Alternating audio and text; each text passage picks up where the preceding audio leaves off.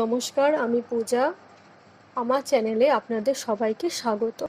এটি আমার প্রথম ভিডিও ইউটিউব চ্যানেলে। আজকে করব সাদা আলু তরকারি।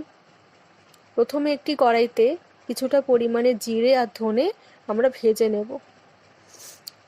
জিরে আর ধনে লাল লাল হয়ে গেলে, মোটামুটি ভাজা হয়ে গেলে আমরা এটি গুঁড়ো করে নেব।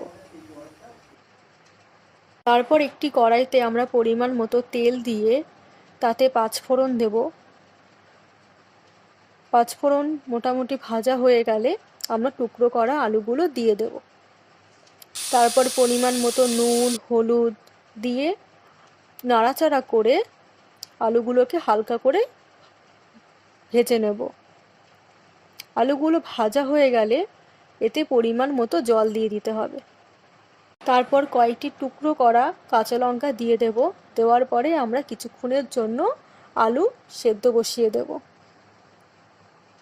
আলুগুলো মোটামুটি সেদ্ধ হয়ে গেলে এতে ধনে পাতা এবং পরিমাণ মতো চিনি দিয়ে আর ভাজা মশলাটা দিয়ে দিতে হবে। কিছু আলুগুলোকে আমরা হাতা দিয়ে গলিয়ে নেব যাতে তরকারিটা গাঢ় হয়ে যায়। তরকারিটা প্রায় হয়ে এসেছে, আমরা এখন তরকারিটাকে নামিয়ে নেব। আমি তরকারিটি রাতে রুটির সাথে পরিবেশন করব। যদি আমার ভিডিও আপনাদের সবার ভালো লেগে থাকে তাহলে অবশ্যই লাইক এবং সাবস্ক্রাইব করবেন এবং সবার মাঝে আমার ভিডিওটি ছড়িয়ে দেবেন। আর আপনারা অবশ্যই আমার পাশে থাকবেন। আমার ভিডিওটি দেখার জন্য আপনাদের সকলকে অনেক ধন্যবাদ।